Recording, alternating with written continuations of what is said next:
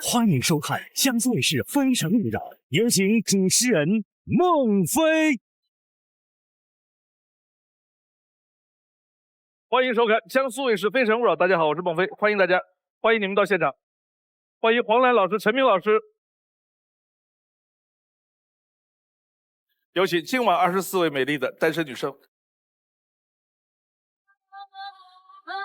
Told me not to waste my life. She said, spread your wings, my little butterfly. Don't let what they say keep you up at night and make you walk on by. My feet can't touch the ground, and I can't hear a sound. But you just keep on running up your mouth, yeah. Walk on over there, 'cause I'm too fly to care. These wings are made to fly. 24位女生，欢迎你们，请亮灯。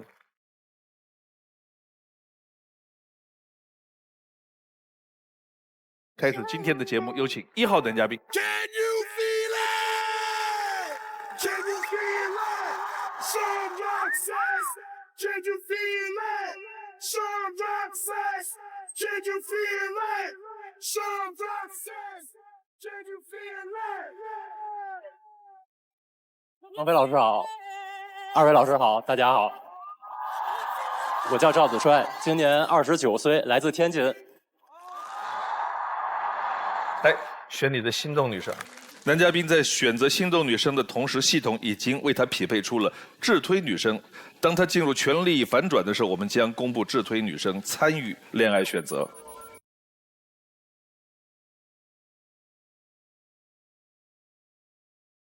爱之请回答。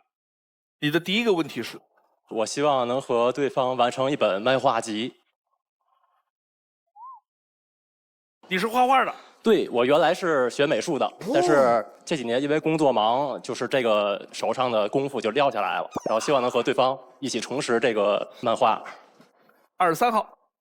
Hello， 男嘉宾，其实我以前也是特别有画漫画的这个天赋，但是我画的都是比较抽象一点的，就基本上就只有我能看得懂，人家看不懂。对，两个人看得懂就好。陆纯。大家好，我是6号女生，然后我叫陆纯，今年23岁，我现在是在南京。我本身就是从事这个美术教师行业嘛，然后我画画，我感觉自认为还是很不错的。别说一本漫画集，很多很多本我都可以陪你去画，陪你去画。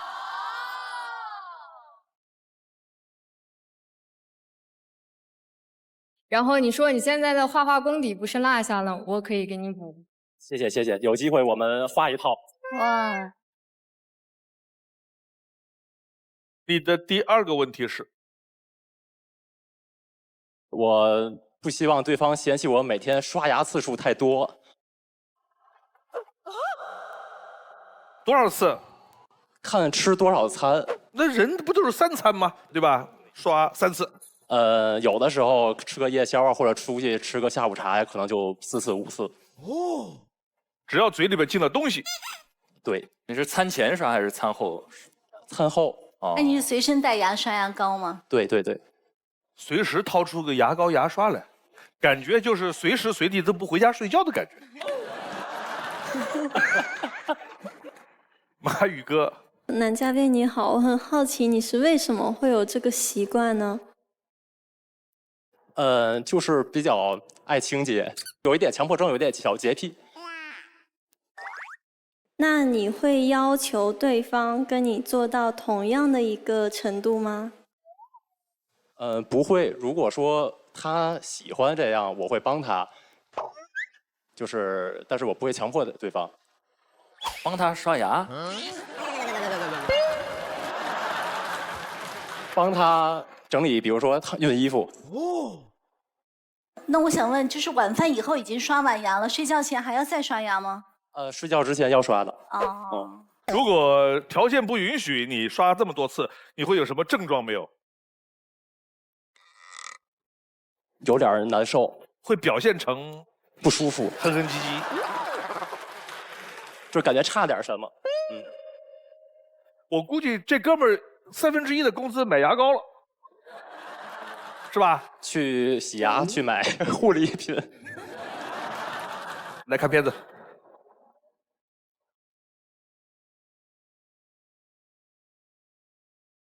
我从哪里来，到哪里去，又该如何去？我的工作每天都会解决这些问题，但站在人生的分岔路，我该如何选择？我叫赵子帅，毕业就进入到标准化研究院。同龄人还在为工作发愁的时候，我已经有了一份本当工作。但渴望成长的我，选择放手一搏。辞职后，我与合伙人共同创办了一家导视设计公司，4年时间，现在公司初具规模，业务覆盖天津、海南2地。导视系统是结合环境与人的信息传达系统，不同场合需求也各不相同。如果您去的这个景区的标志牌上面，您发现有很多不同的外文，那么就是说明这个景区的评分很高。我们的公司氛围在行业里是出了名的好，而我的管理方式则是胡萝卜加大棒。胡萝卜是员工的福利，大棒是在工作上该说就说，沟通透明，能把隐患在事故的开头就隔绝掉。曾经的我不执着于摄影，但对相机极其发烧。徕卡相机呢，大概有过4台，尼康和福伦达等老式的机械相机呢，大概有10几台左右。但由于这几年忙于工作，本着物尽其用的原则，后来陆陆续续转让掉了曾经的宝贝。生活中的我稍带些洁癖，我会随身携带2种隔离带，一种隔离味道，还有一种是隔离环境。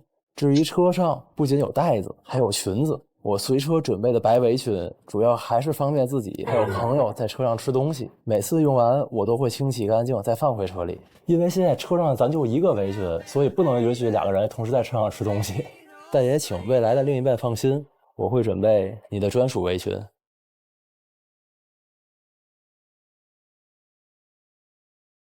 在我们的生活体验当中，大家认为哪些场所特别需要这种导视做得好、做得完备，才会让给我们提供方便？我举个例子，医院，尤其是那种大型的3甲医院，像我这种多少年也不去一次，没人带着，我估计我3个小时都干不了一件事儿。对呀，找不着。还有没有类似的？1号。男嘉宾好，您好，孟老师好，大家好，我叫金文，今年22岁，是一名医院规培医生。哦，这我问对了。但是我觉得不仅是医院啊，还有各种旅游景区，特别是像对于我来说就挺路痴的，然后我觉得这个时候这个导视就非常的重要。景区的话，可能它要达到这个国家标准，而且它可能更侧重提示一些危险性，比如说水域，比如说高空，这个时候它的标志牌可能会更重要一些。啊，谢谢。哎，我们看一下，标识中英文翻译不一致。可能咱们很多朋友都不太清楚，就是这种导视系统实际上是有咱们的国家标准的。这2个就是左侧图形符号的不规范，包括它翻译都是不规范的。右侧是它正确的图例，但是没有包含设计的载体。啊，真的，交通的枢纽是特别，因为大部分人都陌生，都第一次去机场、火车站。对，我都记得我们当时去实习的时候，那是很多年前了，10几年前，老的那套系统的时候，有一个正向下的箭头。哦。然后我当时跟我们几个室友一起去，对这个向下的箭头就产生了巨大的分歧。我说你看，这别人写了吗？箭头向下就是往前走嘛。然后那个同学说不是啊，向下的箭头就在此处啊。还有一个同学说是下一层的意思，还有一个同学说不，这个是应该是往回的意思吧。要不要解释一下这个？就是老师说的这个确实是存在这种情况，你识读功能上它不明确，在新版的国标中已经就是明确指出是不建议向下指。太好了，我们寝室4个人4个理解吵了一架啊。你作为一个设计者，你做完了以后，你自己去体验一次好不好呢？有很多人说，你走一次你就知道哪儿出问题了。是的，其实我觉得任何职业它都需要你亲身经历的，站在那个使用者的角度去思考问题。是的，我们做电视剧也这样，你自己看一遍，你自己看不看？就知道有多难看了，对不对？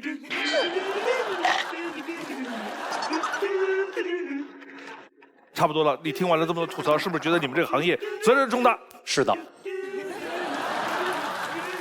来，卞秋月。哎，男嘉宾你好，因为我看了你的 VCR，就是你有说在车上会备那个围裙嘛，我觉得特别可爱。但是有一个问题啊，就是如果我的衣服就是没有脏或者没有异味，就是我不会去清洗它。就你会介意，就是我可能不会像你那样，就是有一点小洁癖那么爱干净吗？不会的，勤换就 OK， 不用勤洗，对吧？对，谢谢。这是2个派别，一种呢是因为这个衣服上，比如白衬衣领子上脏了嘛；另外一种标准是因为有味道我们才要洗的，不是它脏。这是2个衡量标准。你那么喜欢照相机，很费钱的哟。对，所以现在不玩了。哦，你喜欢那个福伦达50的那一款？福伦达的 Norton 50 1.5，这个是德国的几个著名的老的品牌之一，蔡司、福伦达都是。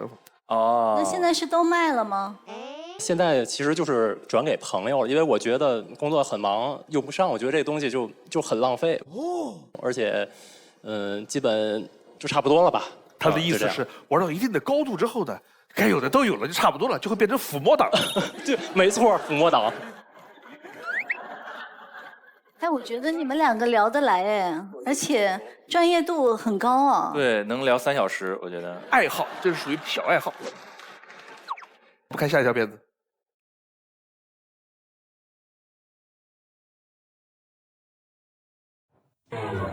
其实，一段感情不仅能使人成长，也可以让人彻底改变。大学时期的初恋，我对他一见钟情。在一起后，我们经常互送礼物，也记录了很多美好的画面。在我们相处的过程中，一起吃饭必须并排坐着，一起走路必须我在外面，一起通话必须他先挂断。日子久了，这些要求也就变成了我的习惯。可是我犯了理科男的通病，专注于帮他提高专业课知识，却忽略了日常对他的关心。在一次矛盾爆发后，我们选择了分手。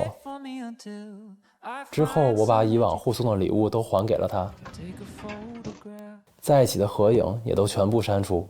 我觉得呢，把我们2个人在一起期间的这些回忆有仪式感的清理掉，也算是对2个人之间感情的一个交代。后来我遇到一个女生，她对我无微不至的关心，我对她也产生了好感。可是她有一位狂热的追求者，甚至在我面前公然挑衅。我追定她了，你离她远一点。而她却没有给我一个明确的态度。失望过后，这段感情也就潦草收场。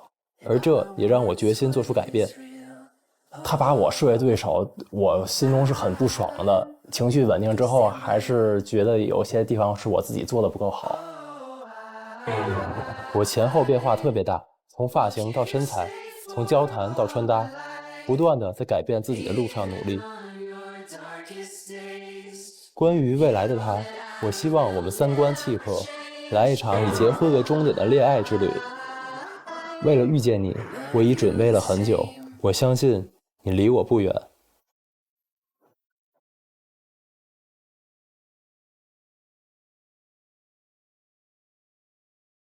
4号。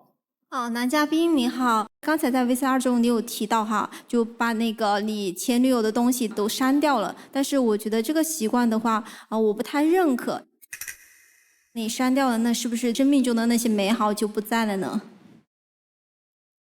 我觉得怀念的可能不是说这些东西、这些小的礼物，而是就是说那个时间段的时候的自己的这种状态。我觉得这个是可能会记在心里，并不是说前任的这个东西或者是这个人会留在心里。23号。男嘉宾，我是会把前任的东西给留下来的，因为我觉得留下了它这个东西，其实是可以更直接去提醒自己，曾经那样的做法是不合适的，所以就觉得把那个东西留下来是挺好的。您说的是 OK 的，但是就是对现任来讲，我怕他在跟现任接触中，现任心里可能会多少有一些不舒服之类的。为什么要让现任知道我的哪一样东西是前任送的呢？为什么要让他知道呢？就是聊着聊着聊着，哎，说到来历的时候，然后这个表情就说明了一切。对。哦，你们都很有经验。1号。男嘉宾好，我就是会从现任男友中的手机里，他的淘宝的订单记录，他的点外卖的记录，以及他的各种收藏，还有各种 IP 地址，还有微博、抖音的点赞里，找到他以前的各种痕迹。我就是那种探知欲特别旺盛的人。这跟探知欲没有关系。有些女人的智商查这个东西跟爱因斯坦差不多。但是我会通过查这个了解你平时跟我说的一些话里有没有骗我，但是我不会直接戳穿你，我会故意阴阳你，然后攒到下一次爆发。24号。我也比较认同男嘉宾哈，因为我自己也是那种，我觉得一段感情结束了就是结束了，就过去了，该甩掉的甩掉，该还回去的还回去。因为我曾经有一段感情当中，就是那个男生，他的就是 iPad 里面还会有着前女友的照片，然后我说让他删掉的时候，他来了一句：“那你自己删啊。”所以我就不明白，那到底是你不想删，还是不舍得删呢？所以我觉得。既然感情结束了嘛，那我们就重新再开始，应该是对下一段感情最好的尊重。是的。2号。男嘉宾你好。你好。因为我刚刚有看到一段你说分手的仪式感，所以我很好奇，就是你不是分手的仪式感，就生活中恋爱中的你的仪式感，最仪式感的那一次是什么样子？仪式感，比如说像是也是一些小礼物，所以分开的时候才要还这么多。我跟你分享一个，我之前有一段恋情，就是跟他谈了100天，我会觉得100天也要去纪念。然后有一次他在外地出差，没办法见面，我就给他一个惊喜，然后我就准备做了一个蛋糕，然后晚上跟他打视频的时候呢，突然一下灯光就黑掉了，然后就点了个蜡烛，我出现在镜头里面，上面是我跟他合照的相片。挂完电话之后，他还会那边收到快递的一个礼物，一封信，就是我们的相恋100天。就是我是蛮在乎仪式感的这种人，所以我也很能理解分手的仪式感。哎，但是我在想，分手以后曾经的那些礼物，是不是真的应该给对方呢？那对方收到以后，他是什么心情呢？好像代表这种过去的那个都被抹去了，或者这还在情绪中，你不觉得吗？这种互相归还曾经的恋爱当中礼物，这还是在延续着某种伤害，至少是一种刺激，对吧？22号。男嘉宾，我问一下，那个男生就是当面跟你挑衅，是不是？对。你有做出什么表示吗？花开有时，不负期待。非诚勿扰，马上回来。非诚勿扰，现在继续。22号。男嘉宾，我问一下，那个男生就是当面跟你挑衅，是不是？对。你有做出什么表示吗？我觉得这个男生当面挑衅，你要看对方他怎么做的，就是比较冲突，就是比较急迫这种。有肢体冲突吗？快接近了。但是我觉得这时候就看女孩的她的反应，对吧？女方如果说没有什么反应，那么就是我觉得没有什么挽回的，或者是商量的必要。所以你就没说什么。谢谢。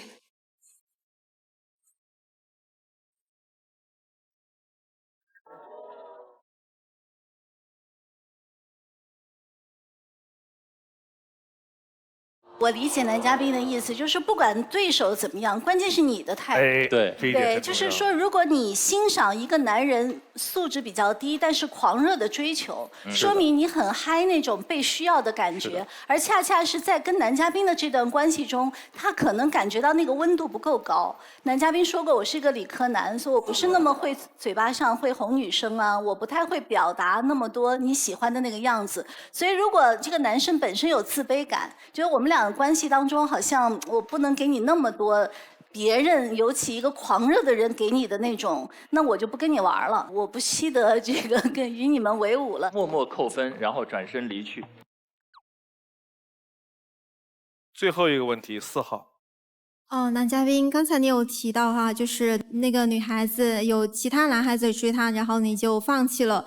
如果你就放弃了，你可能就错过了一个很好的女孩子。比如说，我是一个相对来说是比较被动的啊，如果男孩子转身了，那我就会选择放弃这段关系。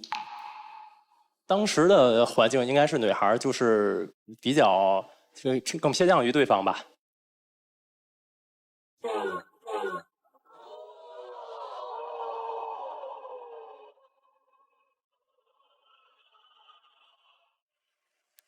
你到今天怎么回头看你和那个女孩分手的这个事儿？就是面对有人来挑衅。我觉得就是还是说对方的态度会比较重要，但是我也感谢，就是说，他让我能变得比当时更好一些，更优秀一些，就是这样。但其实我完全理解你，你是希望他来展现出他的坚定，但也许他在期待你展现你的坚定。那有的时候女生可能也希望看到男生挺身而出，捍卫、对垒，然后拦开，甚至把他拦到身后，说这是我的女人，你就不要再过来了，不要碰。有的时候女生反而也有享受这样的状态的可能。也许有另外一种可能性是，这个女人在看这2个男人谁更坚定。其实那个女生可能更想看到的是，在有别人追我的时候，你会不会来问问我，我的感受是什么？我为什么会在那一刹那觉得，这个追求者似乎也有优点，是吧？你允不允许当那个事件出现的时候，变成我们2个关系调整的一种机会？在下一段感情中，会注意吧。谢谢老师。好，再见。谢谢老孟老师，谢谢2位老师，谢谢各位女嘉宾。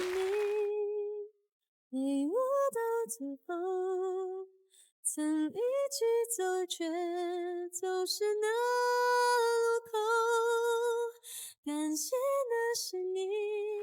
对目前这个结果，2位老师和台上的女孩也提了很多的意见，比如说关于对这个分手的一些方式啊，包括在感情上要更坚持啊，这些建议还是这个触动蛮大的，在下一段感情中也会注意这方面的问题。他刚才的那个经历，就是我最近大家女生嘴里最爱说的一句话的男性版的再现。女孩张嘴就来的一句话就是我希望成为你坚定的选择，那男生也会反过来也希望成为坚定的选择。只有2个事情，这个标准男女都适用，都希望是对方坚定的选择。第2，我们有没有给对方坚定选择我们的理由？有请下一位男嘉宾。 Can you feel it? Can you feel it? Some rock says, can you feel it? Some rock says, can you feel it? Some rock says. 孟非老师好，陈明老师好，黄兰老师好，24位女生好，大家好。我叫邱少奇，今年26岁，来自广州。来选你的心动女生。男嘉宾在选择心动女生的同时，系统已经为他匹配出了智推女生。当他进入权力反转的时候，我们将公布智推女生参与恋爱选择。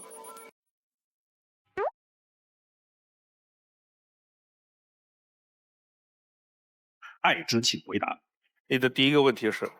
我希望另一半和我戴同一副有线耳机听歌。15号，你的老乡。Hello， 男嘉宾，你也是？我也是广州。广州的。我也是特别喜欢有线耳机的，特别是跟男朋友在一起的时候。对，很有感觉，对吧？就会挨得很近嘛，他这个耳朵，我这个耳朵，然后就靠在一起听，就感觉好 sweet 啊。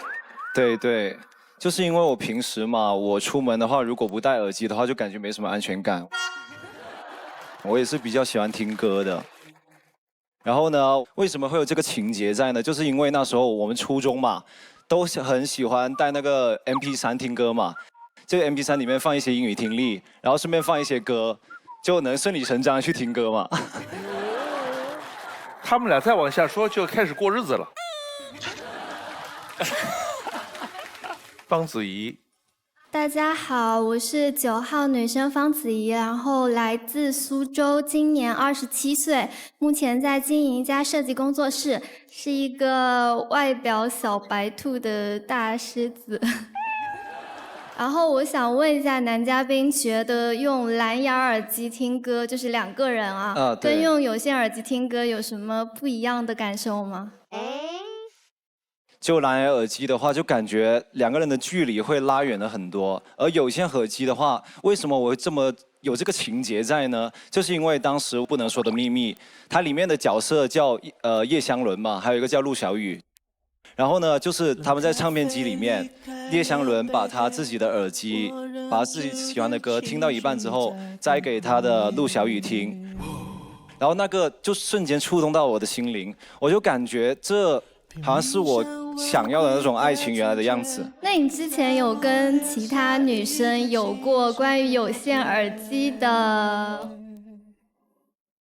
这样说吧，我之前有过一些恋情嘛，我听到我喜欢的歌的时候，我会摘下来，然后递给他，我也不会勉强他接。如果他是直接什么都不说接上去的话，我就会感觉，这就是我想要的。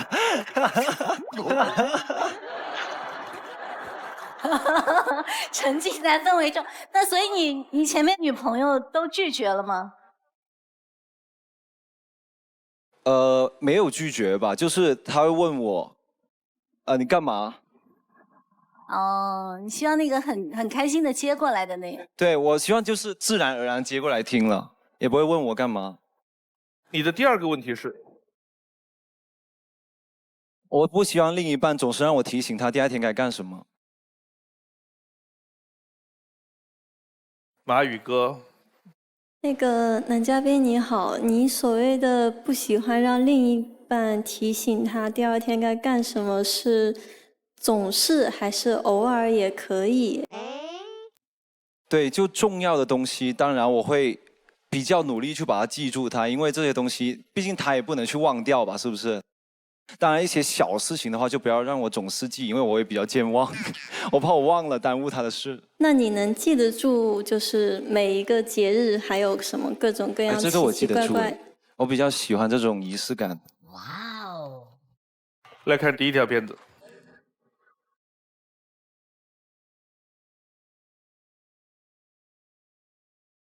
我是邱少奇，我正在进行一项心理测试，朋友圈小程序心理健康配对指数遇事不决，来套测试能让我安心点，我也爱拉着朋友一起测。不瞒你说，另一半的长相我也偷偷测过。我就是一个坚强要强的人，创业失败2次也没有告诉家里。比如爱情中和女生一起投喂零食，有时候会不自觉把头靠过去，但立马警觉，我是个男人啊！这个时候立马扭过女生，刚刚那个不是我，不是我。啊，这个电影怎么这么可怕？我害怕，不害怕，结束了，别害怕。这种小小的要强会被女生嫌弃，但我却觉得挺好的，这可不是大男子主义哦。其实跟孩子比，成年人也有会脆弱、孤独的时候。之前为了了解女生的心思，创业开过一家毛绒玩具店。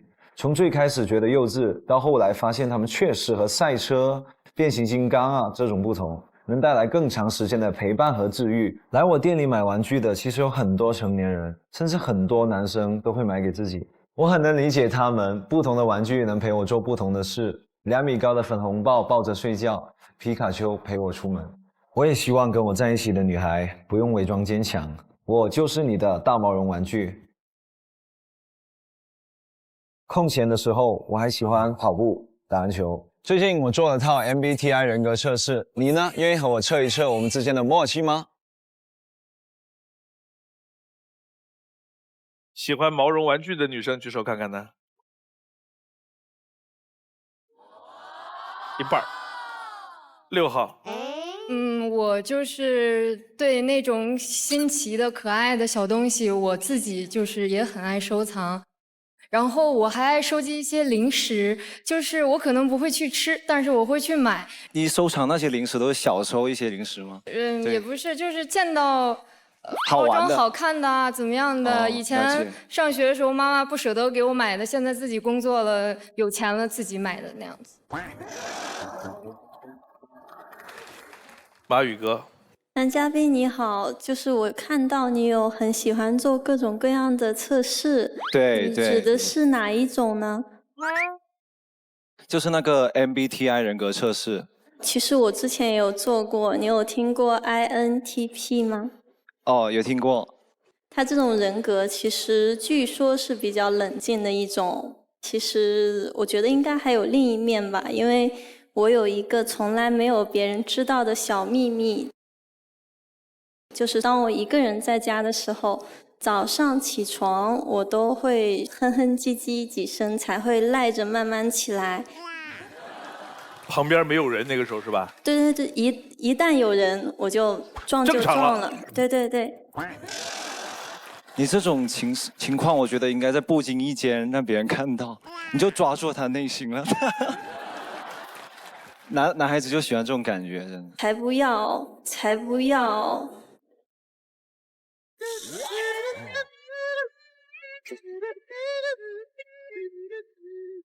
我对绝大多数测试都比较反感，我认为只要归类就会有简单化的倾向。但是昨天做了一套，我还觉得蛮好玩，因为它少一共就4题，是吧？就是你说100道题就不想做，只做4道题是可以，这也是一种人格哦。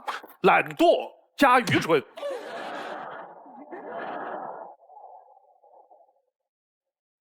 来，我们找人来做。范浩然，第一道题，一个同学邀请你参加聚会，以下哪种情况更符合你 ？E， 爽快的答应 ；I， 心里犹豫。第二个。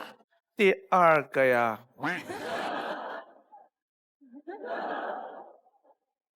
下面这幅画，你首先看到的是什么 ？S 是树、路灯、长椅、落叶 ；N 秋天。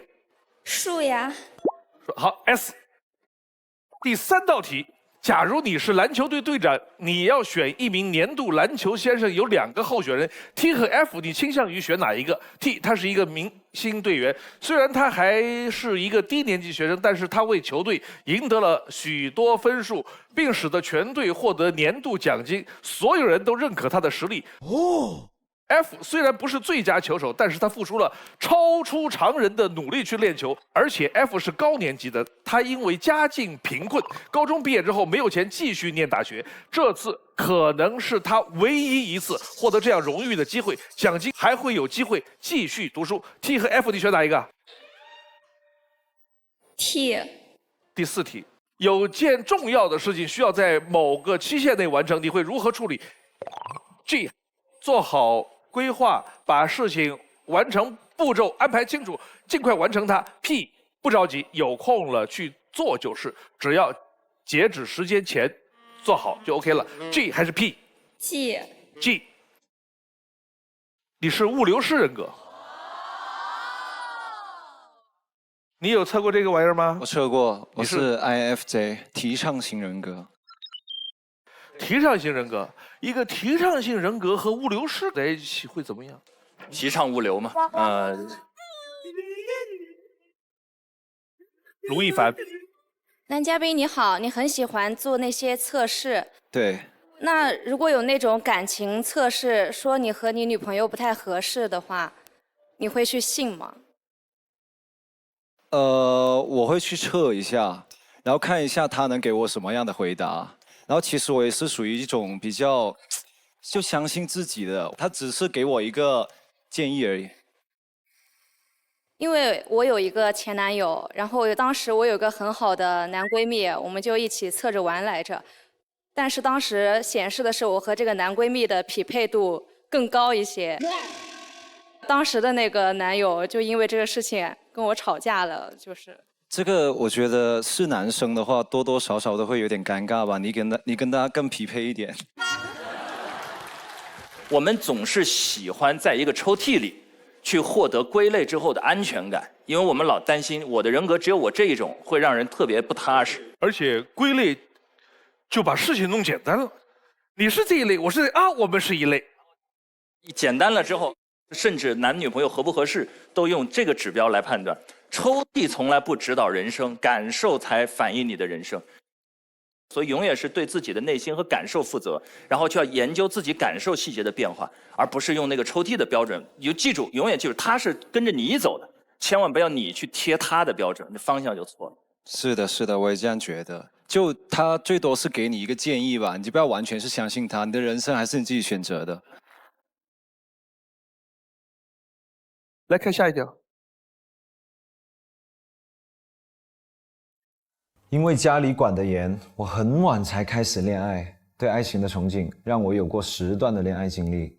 第一次正式表白的那段，是我经营玩具店的时候。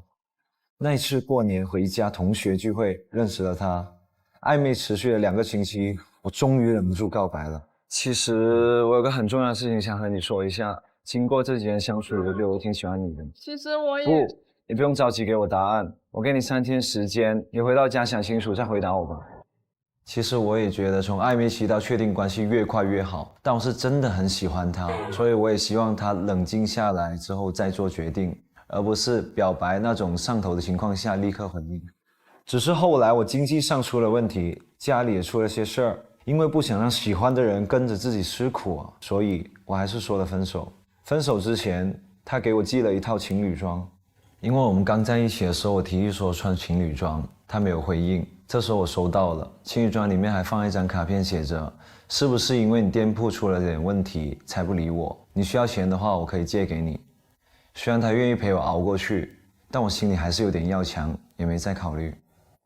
上一段恋爱的分手，我觉得是自己的问题，所以接下来我更加努力。我们之前是一个公司的，离职后觉得彼此性格合适，就在一起了。我发现我们在消费观念上有些不同，他更注重品牌，他也经常向我表达想过更好的生活，我也在变得更好，但他还是想要离开。他说让我们顶峰相见。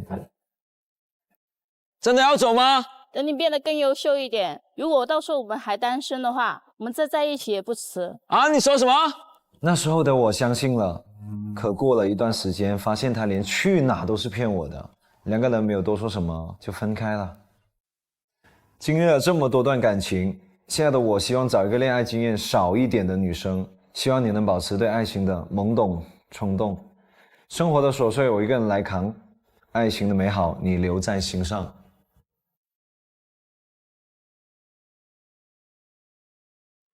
你谈过几次恋爱？经历是10段左右吧。那为什么你希望对方少一些呢？因为我觉得你感情谈得多之后呢，对于感情方面会比较理智一点，平时的情感处理方面呢，就会比较偏向理性，就没有那种原来那种爱情的那种感觉了。你认为这样的谈会倾向于理性吗？我倒不这么认为。来，你们有过这种体验感吗？来，赵爽。我没有过这样的体验，因为我总共就是算上前夫，我只有3段。我最长的有将近5年的时间，我对感情还是很执着的，所以我非常不能接受这样的爱情。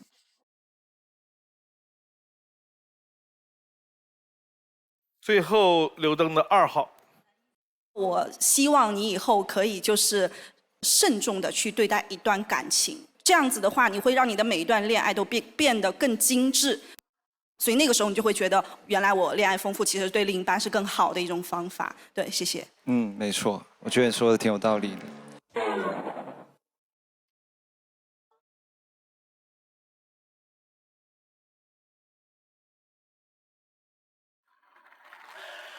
所以就是说，如果你不够了解自己的话，不够坚定自己的话，你做很多测试，你测别人也了解不了别人，然后谈短暂的恋爱，就是你真正不能进入对方的真正的内心世界。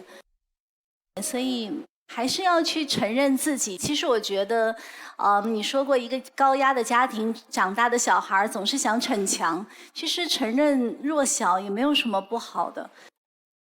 啊，如果真的想靠在人家肩膀上，就靠一下嘛，说不定也有女生愿意让你靠呢。另外，如果节奏很快，时间又都很短，很多时候这本质上其实并不是在谈恋爱，你是在确认自己，所以在出发点是爱自己，你是在找自己在他们身上的投射。你刚才也想说，你现在向往一段更长一点的、质量更高一点、更深入一点的亲密关系，你要把对方从客体变成另一个主体开始。你要知道，他不是你人生中的客人，他也不是以你为轴心所转的这个世界里擦肩而过的一道痕迹。当你从一开始把它真切地理解成一个主体、一个中心来对待的时候，你才有了一个起点。就那一刻开始，你不是在爱自己了，你的爱投射出去了，你在他那个上面的影子在消失，而他的模样才能显现出来。好，再点请。可惜不是你陪我到最后，曾一起走，却走失那路口，感谢那是你。我感觉就是台上的一些女生给我的建议也是蛮中肯的。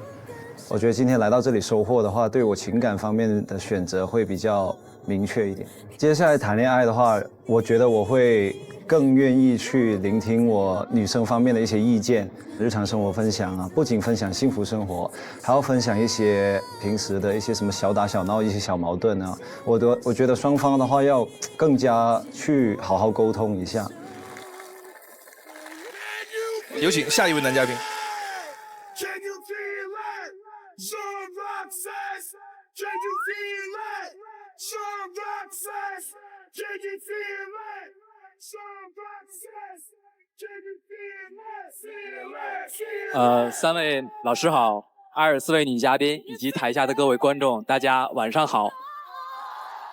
我叫尹仲，今年24岁，来自美丽的河北，请大家多多关照。来，选你的心动女生。男嘉宾在选择心动女生的同时，系统已经为她匹配出了智推女生。当她进入权力反转的时候，我们将公布智推女生参与恋爱选择。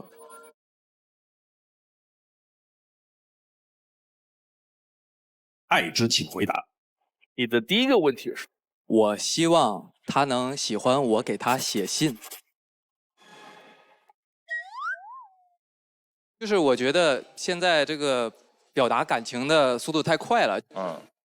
我可能用2秒，跟一个女生说我喜欢你，2秒就可以跟。对啊，你打字的话2、3秒你就可以打出来嘛。那你打这几个字一定很熟练。没有的。但是如果我想把这个东西写出来，我可能需要半天，或者我最快也要2、3个小时，这样可能会更能充分的表达我对他的思念。哦。其实我今天也有装过来一封信。如果今天我能牵走一位女生有幸的话，我想给她看，但是我想先念一个小段落。写给未来的他的。有点文绉绉的，所以希望大家见谅。我们受得了。花开有时，不负期待。非诚勿扰，马上回来。非诚勿扰，现在继续。如果今天我能牵走一位女生有幸的话，我想给她看，但是我想先念一个小段落。写给未来的他的。有点文绉绉的，所以希望大家见谅。我们受得了。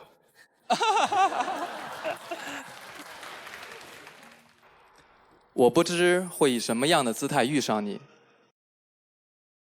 可能西装打领，或许衣衫褴褛。有时我会自己想，如果能和你走在草原丛生的小路，你穿着红色的长裙，披散着如墨似玉的秀发，当风吹起你的头发，又恰好看到你回眸的一笑，赤脚欢快地走在小路上，那么我的一生都不会忘记那个景色。哇哦！3号。我是3号女生，我叫陆丽丽，今年27岁，是一名医疗器械销售经理。其实我特别喜欢这个写信这个方式，然后我自己以前谈恋爱的时候也很喜欢这个写信。那我想问一下，就是像你写信是怎样的一个频率呢？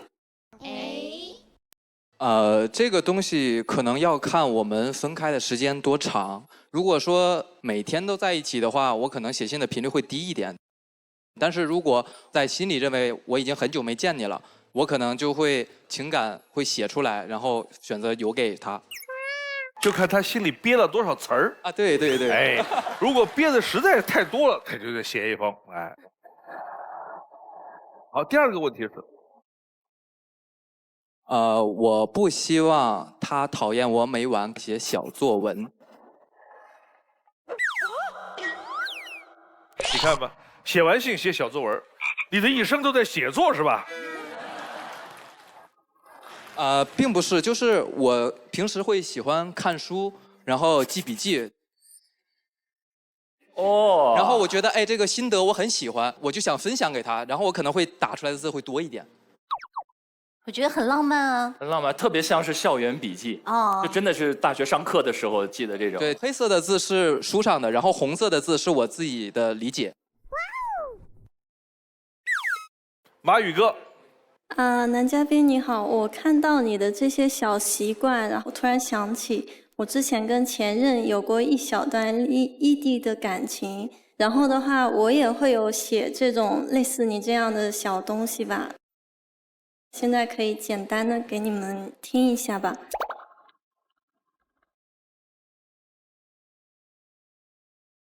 当你思念我的时候，无论你身在何处，在做什么，你的目之所及都会是我。山间的风是我，枕边的阳光是我。当时其实是想告诉他，我永远会陪在你身边，不管人在不在，但我的心永远跟你在一起。但我没勇气给他看。为什么呢？我可能是比较害羞的一个人，如果对方表现的不是很热烈的话，即使我很想他，我也不会告诉他。但是其实我是那种比较勇敢的，就是如果我喜欢一个人的话，我会大胆的表达出来那种。所以如果只要我写出来，就你一定会收得到。就是如果你收不到，我会问你，就是哎你有没有收到？我会这样。看来我们俩性格差异还蛮大的。13号，男嘉宾你好，就是我上学期间是没有手机的，我是用那种本，然后写的日记，标上几月几号，就是我发生的事情都会记录下来。哦。然后见面给你，就让你知道我每天干什么。我没拿手机，但是我也在想你。14号。男嘉宾你好，比如从前我也会给男生写信，但是后来我发现很多男生非常讨厌这个行为，对呀，他们甚至觉得很烦。所以我想问你，为什么会喜欢用这种方式来表达爱呢？其实我主要是觉得，我觉得事情应该慢慢的来的，我可以慢慢的认识你，慢慢的去了解你。有些东西叫做好事多磨嘛。对，但是我觉得他那个14号说的的确是有个问题。就是有些人他习惯口头表达，有些人他习惯收到文字。我觉得这两者之间要匹配就会特别好。那在这种沟通的过程中，其实也是辨别两个人是否合拍的一个很好的方式。对对，老师讲的非常好。黄澜说的是一个，就是如果两个人都有这种文字表达的习惯，比如像马宇哥这样，像他这样的，哎，你一篇小作文，我一篇小作文，谈个1年的恋爱可以出2本散文集。有一些男生是比较反感看到大段的文字的，你知道原因是什么？他们并不是阅读有障碍，而是在生活中，当女生给男生发小作文的时候，基本上是表达负面不好情绪的，所以给了他们这样的一个经验：只要女孩发小作文，一定是吵架。你想想有没有这种可能？对吧？确实确实。可能。好，来看片子。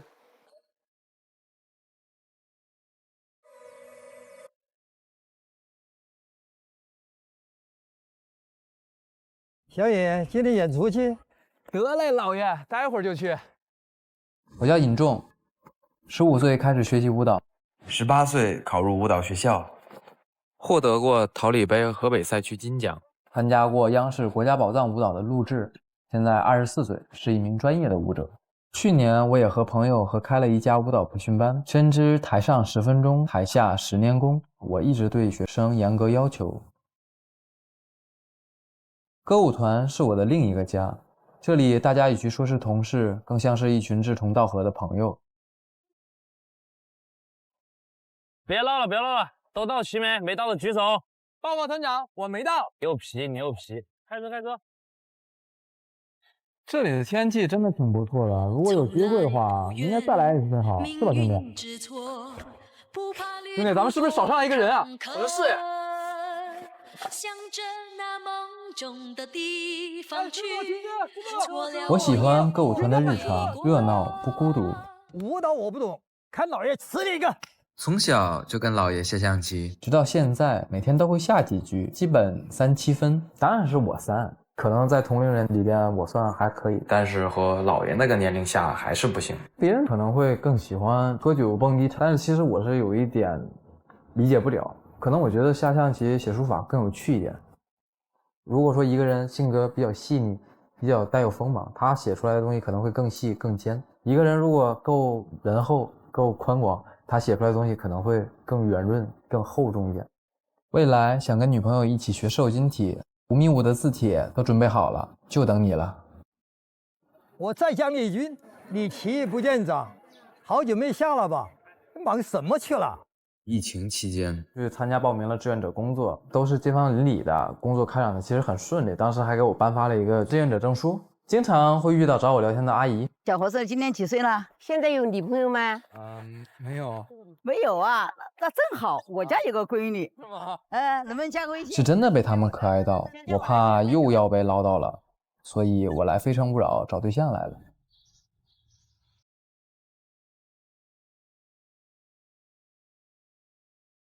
你是歌舞团的是吧？对，我是学舞蹈的。证明给我们看一下，好吧？哎呦，可以，那您帮我拿。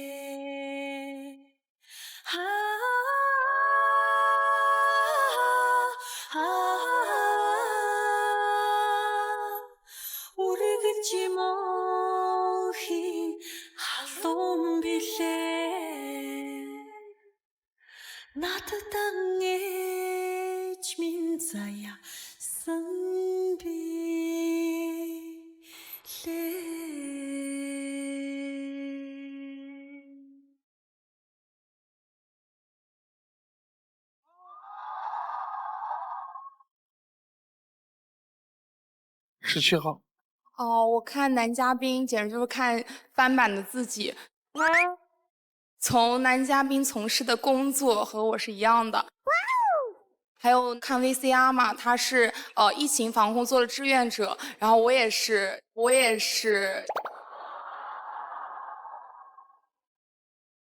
我就感觉他的经历和我完全是一模一样的。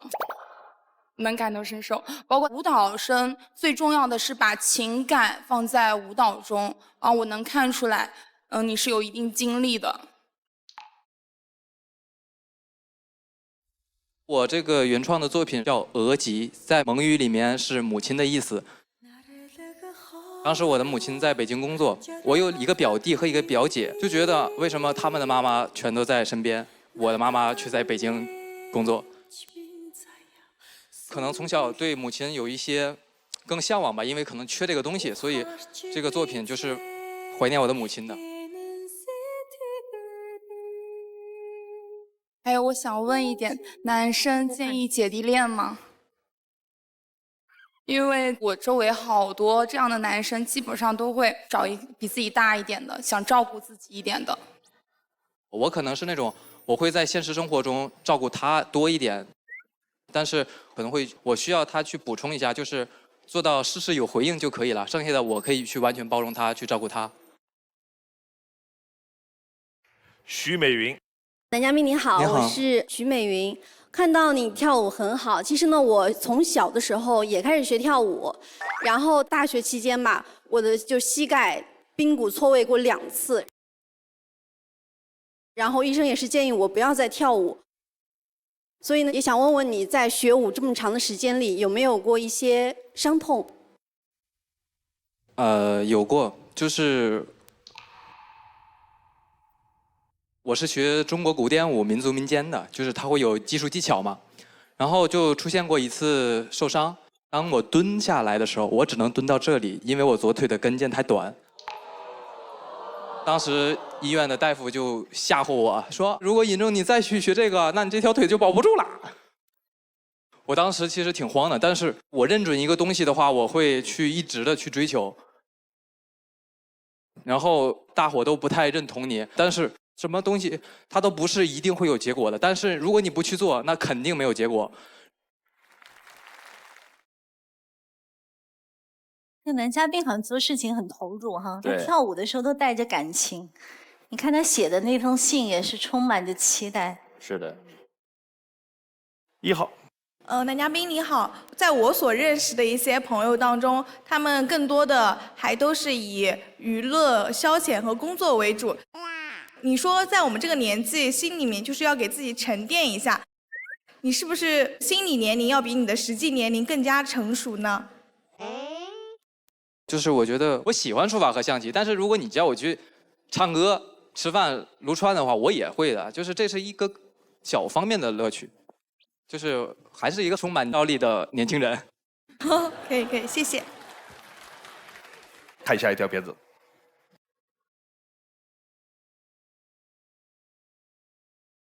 我的初恋在高考结束后，我考得还不错，可以去梦想的海南三亚上大学，但是女生成绩不理想。我想你离近一点，能不能为了我别去海南啊？我当时并不想留在河北，但是她每天都问我，你爱我吗？你真的爱我吗？爱我为什么不能留下来？为了她，我选择了留下。但开学前，我却发现她和另一个男生亲密聊天。他是谁？我喜欢他。她干脆承认，我也干脆提出分手。现在其实已经不再遗憾了。那个时候我就这样讲，大1、大2的时候做梦，就是脑海里做梦都是想我回去复课了，我又考了一遍必考。未来再也不会轻易妥协自己的梦想和事业。如果对方真的爱你，不会希望你丢弃坚持。大1的时候，学校联谊活动需要和学姐合作出一个舞蹈作品，就认识了比我大1届的她。我们每天一起排练，结束后也会一起吃饭。我们去吃虾吧。可以啊。她很喜欢吃虾。哎，你为什么不吃呀？其实我不爱吃虾。就这样，因为虾的爱情开始了。之后每顿饭我都会给她包虾，因为喜欢，所以我愿意陪她吃自己明明不爱吃的菜。大3以后，我跟着歌舞团演出，2个人的相处时间慢慢变少。他忙学业的时候，我们还是很甜蜜。可一旦他闲下来，就开始挑我毛病。你说我谈恋爱干嘛？你天天都不陪我。那我每天这么忙，不也是为了以后我们2个人美好的将来吗？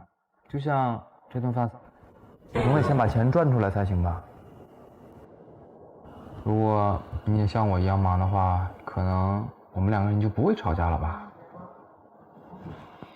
我这个人还是对未来有期待的。我认为你的另一半，他都是你人生中的战略伴侣，而不是说你们2个是弥补对方感情上空缺的那种。我认为还是怎么说呢？你是否能在一个事情上帮助他？你是否能在一个困难的时候挺身而出？这些很重要。我一直觉得我的心理年龄接近30岁，身边的同龄人大多喜欢小打小闹、喝酒蹦迪。但我更期待我们一起吃的每一顿饭，在细水长流里，我们能成为彼此放松大胆交流的唯一。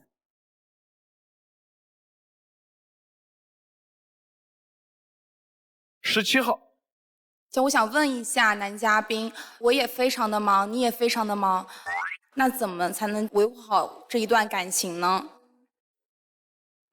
如果说两个人都很忙的话，我会尽我的全力抽出一段时间来，就好比说我在跟老师聊天，我会拍个照片告诉你我在干嘛。如果说我喜欢一个人的话，我会尽我的全力去给他安全感。但是，其实我忙起来的话，我会把工作放在第一位。然后，如果是男朋友的话，我觉得可以晚一点回他。如果这样的话，你建议吗？回就行，回就行。时间这个东西多的是。如果说能走到最后，我还有很长的时间，几十年的时间和你在一起，我不会在意这一天。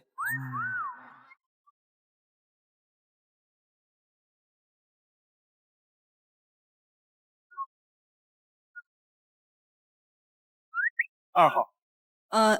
Hello， 男嘉宾。喜欢书法、喜欢下象棋或者是写信这些行为，我觉得都是很认可的。但是我觉得通过这些行为，让我感觉到你很喜欢比较安逸一点、慢一点。但相反，我是一个很喜欢节奏快一点的，我恨不得把我明天后天的事情都做完，恨不得把我明天后天想说的话都说完的那一种。所以我觉得我们两个如果在一起可能会太多的拉扯，所以我就灭灯了，不好意思。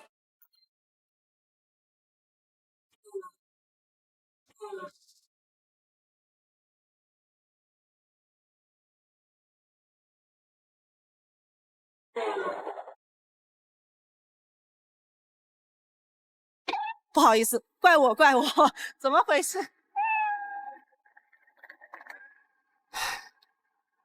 你死在2号手里。没事没事。来，17号。其实这个小姐姐她说的那一个点，就是完全是我想说的。我也是一个快节奏的人，我不会像她一样，就是写书法，下象棋，而我会选择出去玩，和朋友们出去交流，通过这样的方式去度过时间。好吧。可惜不是你陪我到最后，曾一起走却走失那路口。再见。感谢那是你牵过我在工作的时候我是很讲究效率的，只不过是我闲下来的时候更喜欢这种踏实一点、稳定一点的生活。还是缺乏沟通，我并没有在台上表达出我完全心里的意思。有请下一位男嘉宾。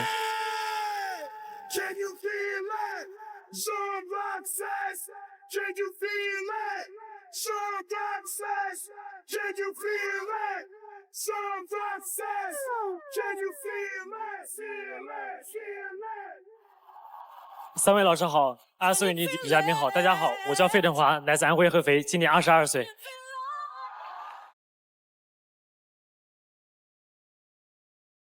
来，选你的心动女生。男嘉宾在选择心动女生的同时，系统已经为她匹配出了智推女生。当她进入权力反转的时候，我们将公布智推女生参与恋爱选择。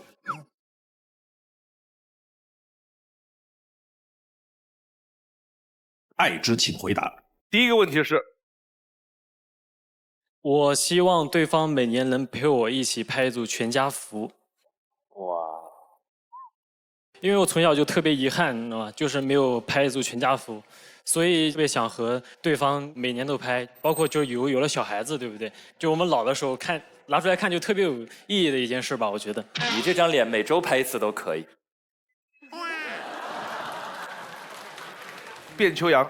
男嘉宾你好，就是我看到你说希望每一年都拍一张全家福，我以为你们家就会经常拍，然后你又说其实从来没有过，其实这一点我觉得我们家跟你挺像的。哦，这是你们家全家福啊？对。告诉我哪个是你就好了。这个好社死，这个是我们至少是10年前的，这张是我们家唯一一张全家福。中间的是我的外公外婆，然后两边是我们2个人。刘海墨镜那个是你是吗？是姐姐吗？是姐姐。穿深色衣服的是我，戴眼镜的是我。哦，你的刘海留成这个样子，看人岂不是要撩起来？有一阵子好像很流行这种，就是看不见世界的刘海。后面外公外婆，后面谁啊？我的爸爸妈妈。哦，爸爸妈妈。很年轻啊。是10年前，但是现在再回家看爸爸，其实我看这张照片很感触，就是这张照片他们的脸就很年轻，但其实现在我跟他们开视频或是回家看到他们也好，我妈妈的头发就鬓角全是白的，甚至我爸他的头顶都有一点秃，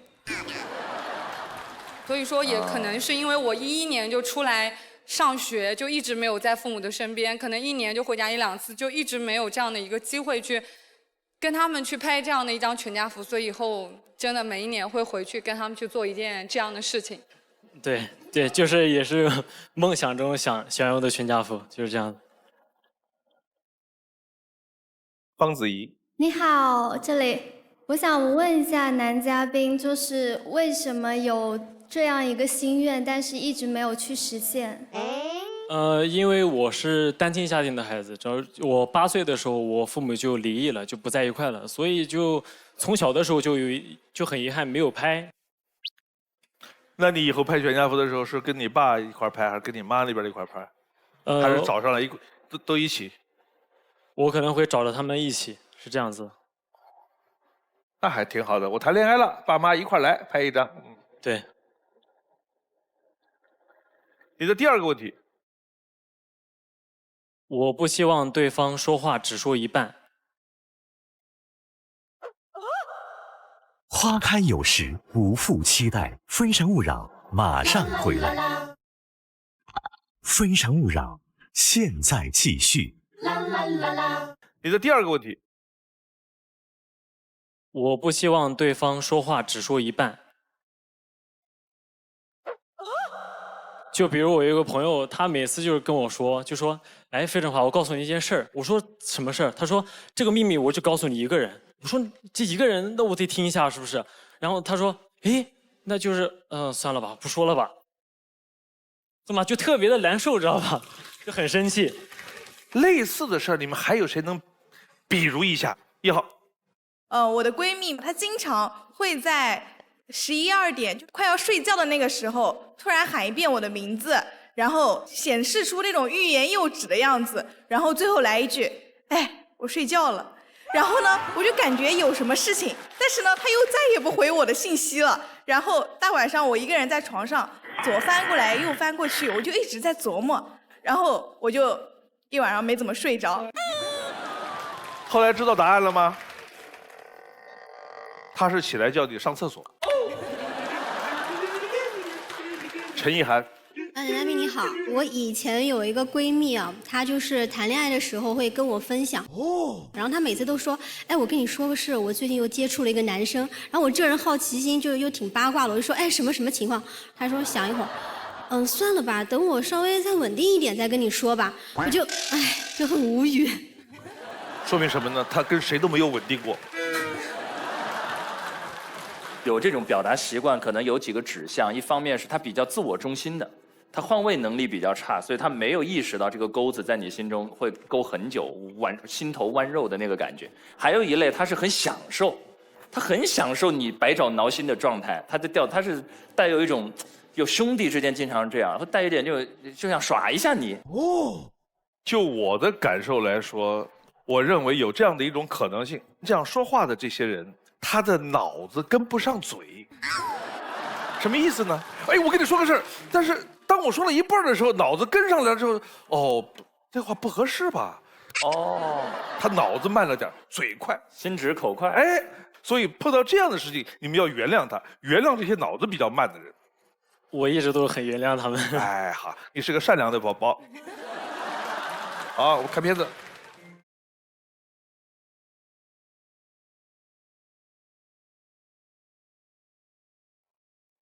唉，人生苦短，还好有火锅烤肉串串香，香锅奶茶绿豆汤，我是费振华，是一名美食博主。Hello， 大家好，我今天带大家打卡这种美食街啊。同一个菜品10几家才能找到一个最好的。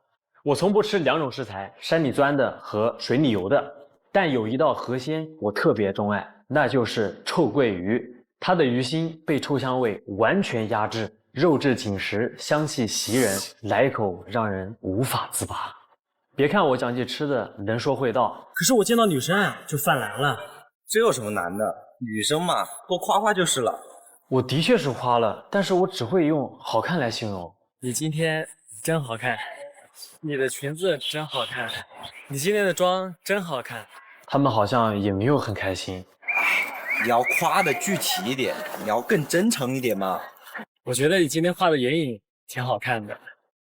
啊，我没画眼影啊。的确说的更具体了，但是经常把自己给坑进去。我可能确实不太会夸女生，因为记忆中我也很少受到父母的夸赞。8、9岁的时候，我爸妈离婚，然后后来我是判给了我爸。爸爸带着我在学校附近租了一个房子陪读。那段时光还是挺开心的。老爸的厨艺很好，但是12岁的时候，父亲再婚了。那以后再也没有吃到过他做的饭。从我记忆开始就没有过过生日和大年30。过年没地方去，就会在外面看烟花。年30的凌晨，烟花都一起点燃。每次我都会闭着眼睛许愿，希望爸爸明年陪我一起过年。人生有很多味道，无法去复制。单车后座父亲后背的汗味，爸爸做饭的菜香味，都成了我人生中非常珍贵的气味。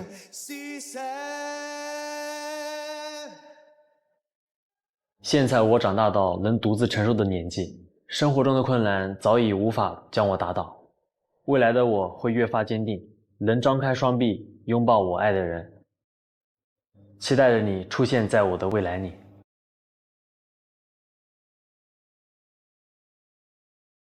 我们先来说一说我们有哪些坚决不吃的东西。14号，我坚决不吃的东西是羊肉。原因？因为小时候嘛，我爷爷他们家养了很多羊，然后那个时候我上幼儿园的时候吧，有一只小山羊，就它和我关系特别特别好。那只羊非常非常的有灵性，就是它会站在我们家那边那个桥头等我一起放学回家，就每天风雨无阻。后来我爷把它卖了，从此以后我再也不会吃一口羊肉了。一直没有改过？一直没有，一直没有。哦，给你说的我都不想吃了。陈意涵。我是坚决不吃兔子肉，因为我是属兔的，所以我不吃。陆纯，你不吃鹿肉对不对？4号。我不太能接受软体动物，比如说蛇、蚯蚓之类的。我们都不吃蚯蚓。那个叫泥鳅。哦。但是其实你们所说的一些东西，我都是不吃的。基本上海里游的我基本上都是不吃的。海里的鱼都不吃？对，只吃河里的鱼。河里的也不吃。水生动物，海带吃不吃？海带我也不吃。水生植物、水生生物都。它是不是有什么原因？有什么成因？给我们分享一下。鱼类不吃的原因就是我小时候落水，知道吧？就对鱼这些东西可能就会有点不喜欢，一些腥味，知道吧？就特别受不了。童年阴影。刚才有一位朋友说，小时候落水被鱼救了，所以终身不吃鱼。这个，那你落水谁救了你呢？爬上来了就。自己爬上来的。对对对，在爬上来路上也没有碰到什么虾兵蟹将这水生生物也没有吧？没有。你就不要说你不吃什么了，你把你能吃的说几条，我们听一听。那我就举个例子吧，就是我跟我朋友去吃火锅，我基本上就是只涮牛肉，就没了。蔬菜的话，也就吃点香菜，然后其他东西也是不吃的，基本上。就你的人生只有一道菜，香菜牛肉。这个爱吃什么不爱吃什么，这是非常个人化的一件事，绝大多数情况下是不会妨碍别人的。我们应该充分尊重每个人在口味方面的事情，因为它毕竟不妨碍别人。你作为一个美食博主，要不要给我们推荐一下一道你觉得是代表某种高度的菜？那就是有一个湖北的著名的菜叫做梭丢。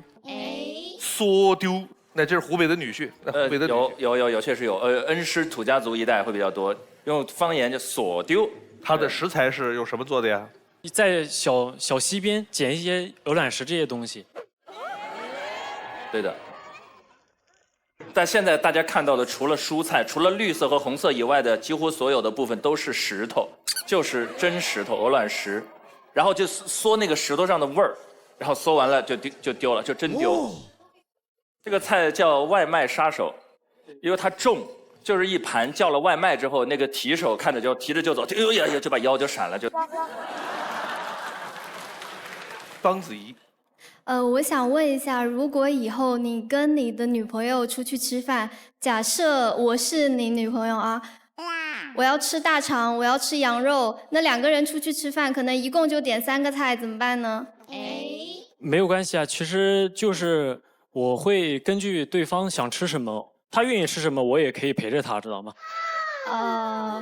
你永远点一盘香菜牛肉，剩下你随便加。啊。他从兜里边掏出一把石头，蘸一蘸，嗦一嗦，皮儿丢了。也是吃过了，也是吃过了。来看下一条。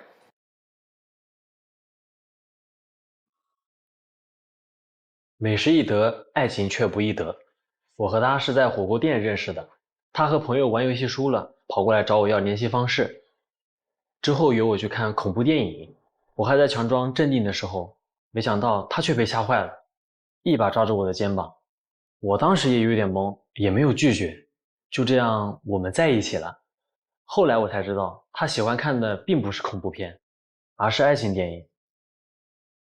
恋爱中，我们更像是最佳损友。遇到这种情况，你会把板子让给我吗？怎么可能嘛？这板子我怕承受不住你，还让我来吧。看似合拍，但是理念上还存在问题。他想开一家玩具店。当时我俩也没有什么存款，也没有开店的经验，我觉得有点冲动，但是他非常坚持，最后不得已选择分开。第2段感情开始于网络，他在我的视频里评论，我们俩聊得很开心。在一起后，我发现他天天手机不离手，甚至完全忽略我。我们中午吃什么？不是，我们中午到底吃什么吗？你定。我觉得情侣之间在约会的时候不要玩手机，应该面对面多说说话。他还不许我和朋友出去聚会。你上周六干嘛去了？我是不是想骗我？词儿还没想好吧？我其实不太会撒谎，每次一张嘴就露馅了。之后因为双方父母都不同意，也就以分手告终。我希望遇到一个独立一些，在工作和生活中有自己圈子的女生。如果还喜欢小孩子，那就是最完美。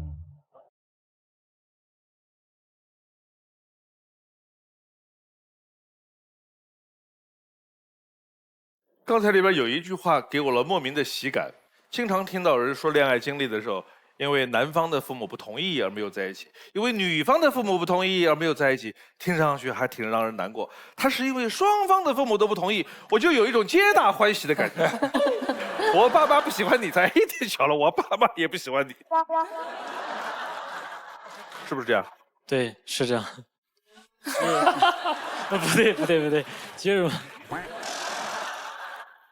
没有，其实当时也就是，其实也很难过，其实因为那段感情其实也蛮深刻的。其实他可能就是什么，在恋爱的时候，就是他会觉得陪伴他手机的时间他会很长时间，就陪伴我的时间可能会很少，就很难受这种感觉。那你很难受，怎么还觉得这个感情很深呢？因为我是单亲家庭，他也是单亲家庭，所以就是彼此能了解对方这样子。要理解。手机上页面上有一个功能，一拉过来划过去就能看到一天用手机用了几个小时，大家都平均6到7个小时。你们大家自测一下，认为自己会高于这个数呢，还是低于这个数呢？卞秋月，你觉得你是就我昨天晚上正好看了一下，我最近的平均使用时长是12个小时42分钟。哇，12小时，你的睡眠是多少小时？我正常的睡眠是6个小时左右的时间，主要是因为我的工作的原因。哦，15号。你好了，这边我一天都可以睡15个小时，就是基本上除了工作我就睡觉。一天可以睡15个小时？连续的，不带断。睡得着？他属考拉的。但是刚才大家说那个每日的手机时长有一个概念跟这个正好还挺有意思，很相关，就是元宇宙。然后元宇宙很多的定义当中有一种，就是它是一个时间点，那个时间点就是整个人类平均在数据世界当中的时间超过12个小时，就是数据世界成为我们主要的生存地了。但是我看有些朋友已经提前迈进去了啊。但是这位朋友像杨晓晴，他很难进入元宇宙，因为他每天要睡15个小时。7号，我想问一下，那像你平时对待感情的话，是属于比较被动的一个状态吗？我平时的话对待感情也是属于比较被动的，因为我不敢，就有点不太敢跟女孩子交流那种感觉。不太敢与女孩子交流是个非常大的优点。对，他也不敢跟你之外的其他女孩子交流啊。最后一个问题，卞秋阳。你好，男嘉宾。其实，这么长时间我也一直没有说话，因为我一直在观察。因为你说你是美食博主，其实我还有一个副业，我也是美食博主。就是你会介意比你年龄大的女生吗？因为我比你大大概6岁的样子。我不太建议年龄，我觉得这个跟感情其实是不一样的。其实，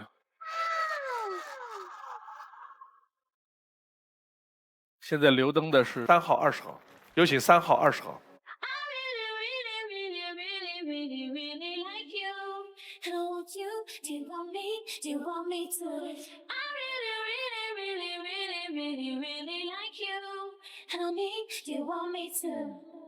男嘉宾的心动女生是哪一位？看大屏。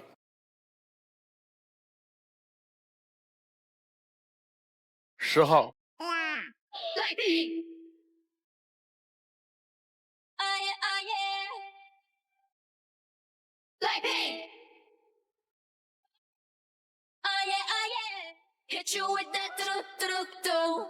自推。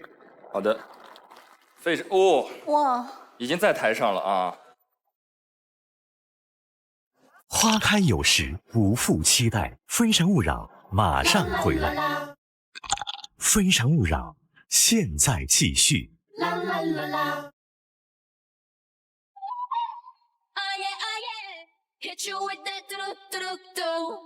自推。好的。哦，哇，已经在台上了啊。费正华的自推女生是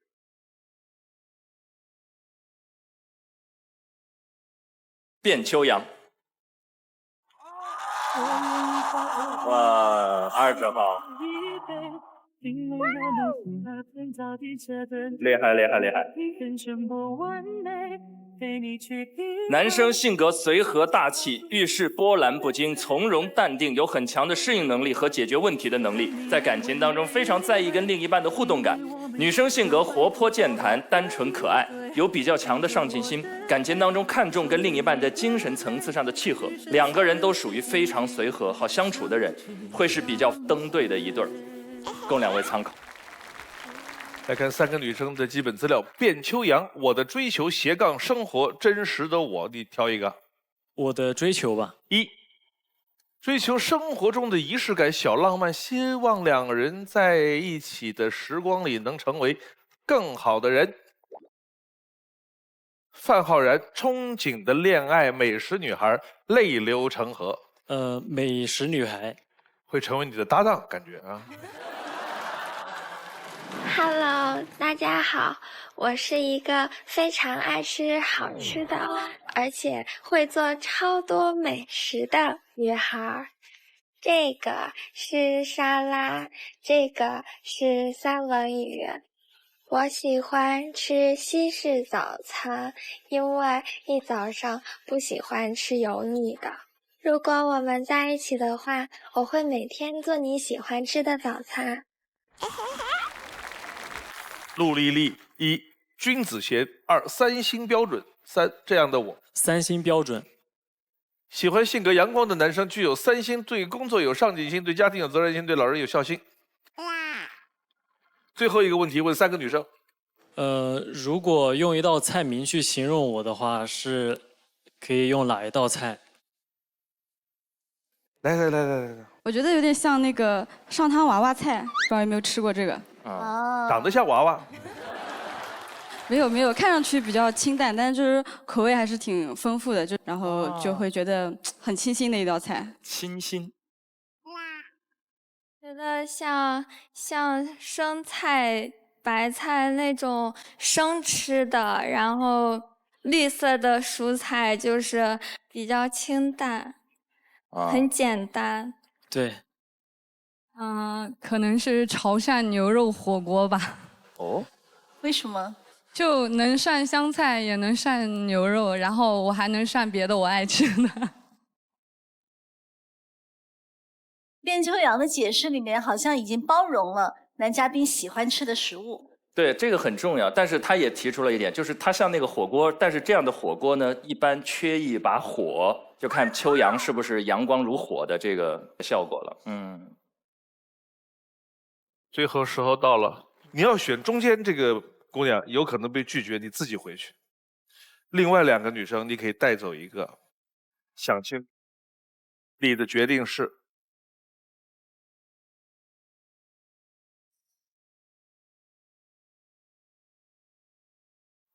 我的决定是20号。我老了站在你身旁，把你揽在胸口，你抛开你富有的脸颊。啦啦，你把甜蜜的伤心的一幕哎呀，你看秋阳笑的。啦啦，一手在你左右，为你挡着风，之后的路我陪你。我一直不知道自己到底喜欢什么样的男生，就是也没有那种很喜欢和怦然心动的感觉，但是在台上，然后就看到男嘉宾出来的那一下，就感觉好像就是有那种心动的感觉，然后就觉得好像还蛮搭的，就是不管是工作啊还是喜好啊等等这一块我们都蛮搭的，所以我最后就选择了刘登。毕竟我们行业一样的，我们沟通起来也会很简单，其实机制匹配的时候也是他，所以感觉挺不错的，就是。刚好就这2天我也有一个探店，要不然你跟我一起。可以，我可以跟你去拍。因为我也牵手成功了，找到我心仪的另一半，也希望我的妹妹能够放开自己，然后真正的去了解和接触男生，找到一个心仪的对象。对。我现在要让卞秋月发表一下获奖感言。就还挺好的，虽然这个弟弟年龄相对有点小，但是因为他跟姐姐的那个职业是很相似的。他是不是你喜欢的款呢？就有一点点文静了，就我可能喜欢更活泼一点的。以后不要叫那个弟弟了，叫那个姐夫。好，我适应一下，我接受一下。我想起来那个男孩第一条是他喜欢每年拍一张全家福，你都在。每一张你都在。而且我想说，就是这个男生说他不知道过年去哪里嘛，就是我们家的习俗是非常好的，就家庭观念很重，每年过年都必须回家。如果他们2个真的能在一起的话，就是他在我们家是可以感受到非常浓烈的亲情的。谢谢收看今天的《非诚勿扰》，下期同一时间再见。